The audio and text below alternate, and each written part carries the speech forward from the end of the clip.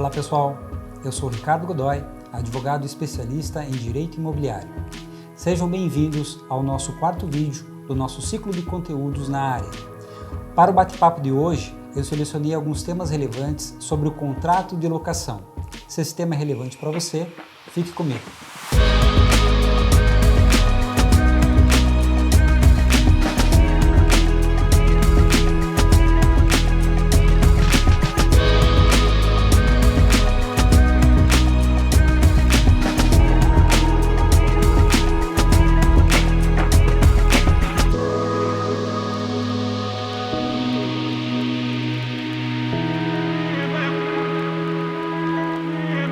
Não há como falar sobre o tema contrato de locação sem antes falar um pouquinho sobre a Lei Federal 8245/91, a famigerada Lei do Inquilinato. Promulgada há mais de 30 anos atrás, a Lei do Inquilinato foi considerada um verdadeiro marco no direito brasileiro, senão por ser uma norma moderna e completa.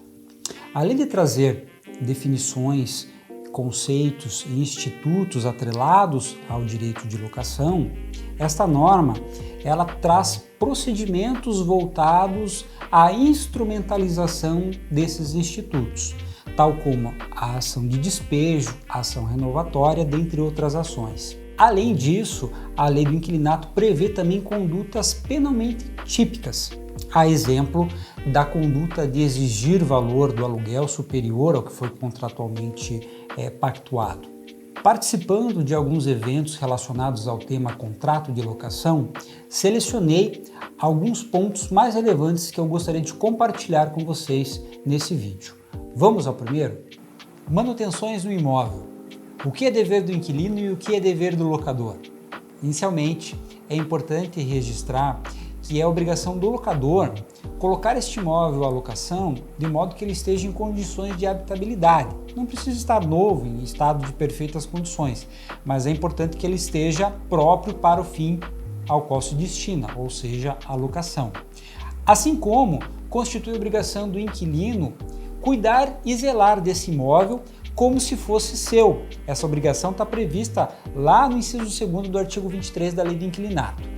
No caso da necessidade de fazer reparos considerados essenciais para o uso do imóvel, esses reparos eles são considerados benfeitorias necessárias. Por exemplo, conserto de um encanamento, conserto de parte elétrica, conserto de telhado, enfim, todo e qualquer reparo que precise ser realizado com o propósito de tornar o imóvel em condição de uso, ele é um reparo que é de responsabilidade do locador, ou o inquilino pode executá-lo mediante compensação com seu valor de aluguel, independentemente de anuência ou de aviso prévio ao locador. Porém, cuidado!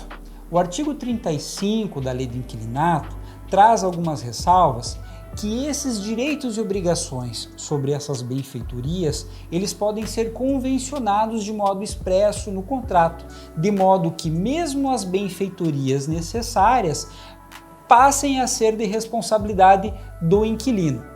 Então, cuidado na hora de assinar o seu contrato. Um outro ponto muito interessante, além das benfeitorias necessárias, existem benfeitorias consideradas benfeitorias úteis, que não são essenciais ao imóvel, mas que podem otimizar o seu uso, como por exemplo, a cobertura de uma garagem ou o fechamento de uma varanda. Essas benfeitorias, elas podem ser executadas pelo inquilino, porém precisam do aval e da concordância do locador. E existem, por fim, as benfeitorias chamadas voluptuárias, que são aquelas benfeitorias que visam o embelezamento, a questão estética de um imóvel, tal como a realização de um jardim, a colocação de uma piscina. Essas benfeitorias, elas não são indenizáveis. Outro tema bem relevante é o que pode ser cobrado do inquilino a título de taxa de condomínio. Essa indagação é muito interessante. A lei do inquilinato ela é muito clara em descrever quais são as obrigações do locador e do inquilino no que diz respeito à taxa de condomínio. Basicamente, essa taxa é dividida em obrigações ordinárias e obrigações extraordinárias. As obrigações ordinárias, tal como o nome assim diz, tratam-se daquelas obrigações que custeiam as despesas rotineiras do condomínio. Por exemplo, salários de empregados, limpeza do condomínio, manutenções corriqueiras, especialmente das áreas comuns, né, do condomínio, são despesas consideradas ordinárias e, como tal, podem ser cobradas do inquilino. Já as despesas extraordinárias tratam-se daquelas despesas que são planejadas, despesas, por exemplo, voltadas à ampliação do condomínio, à construção de uma garagem, despesas com paisagismo, fundo de reserva, chamada de capital. Essas despesas elas são consideradas de cunho extraordinário e, como tal, a lei do inquilinato prevê que são de responsabilidade do proprietário ou do locador. O detalhe é o que fazer quando o inquilino é demandado, cobrado de despesas extraordinárias. Lembra que eu falei lá na introdução que a lei do inquilinato era considerada uma lei moderna porque ela traz no seu conteúdo ferramentas para implementação daquilo que ela própria regulamenta? Então, existe lá uma ação chamada ação de consignação de aluguel. E essa ação, ela serve justamente para que o inquilino possa depositar judicialmente o valor que ele entende devido a título de aluguel, taxa de condomínio, entre outras taxas cobradas, deduzindo o valor que ele entende que está sendo cobrado injustamente.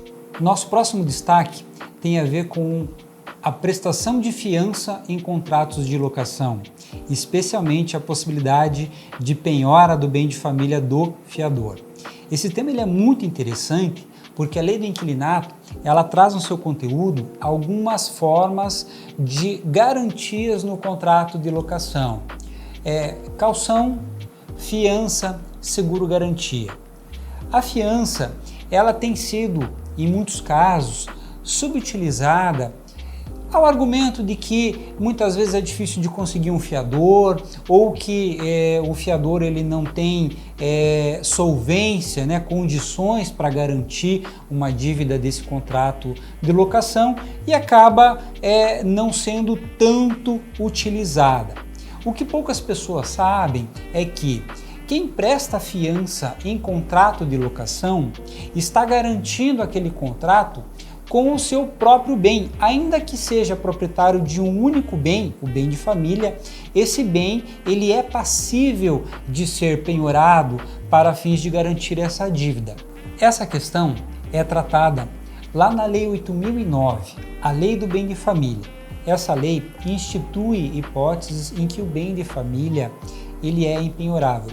Porém, ela traz lá no artigo 3º, inciso 7º, uma ressalva, que é justamente para a garantia de dívidas oriundas de fiança em contrato de locação.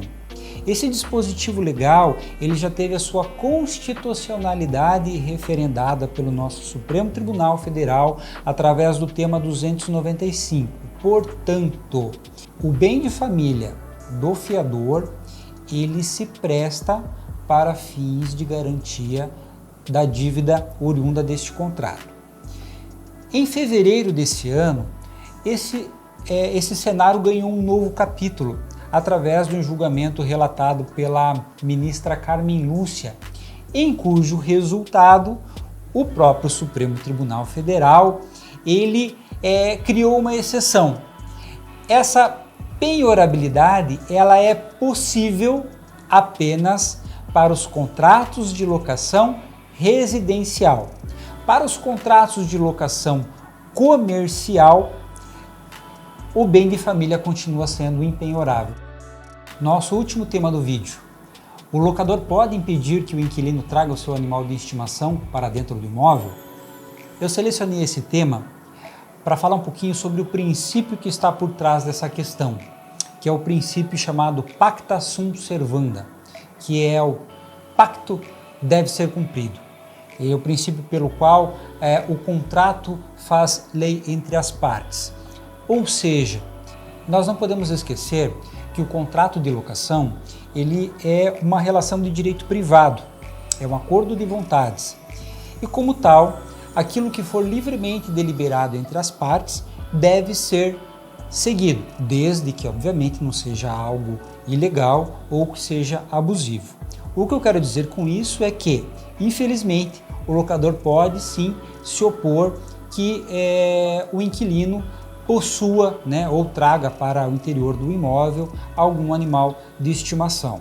Essa exigência ela não é considerada ilegal, já que o locador, o proprietário, ele tem a livre disposição de estipular as condições em que o imóvel dele seja utilizado. Muitos locadores entendem que a presença de animais, especialmente em condomínios, afetam a lei do silêncio, além de danos que podem ser provocados ao imóvel e aos móveis que guarnecem essa residência. Agora, é muito importante que estas determinações estejam muito claras no momento de formalização desse contrato, de modo que, se isso não estiver expresso, não é coerente que, durante a vigência do contrato, esta vedação seja imposta ao inquilino. Se você gostou desse conteúdo, se ele foi importante para você, não deixe de comentar e compartilhar em suas redes sociais. E até o próximo vídeo.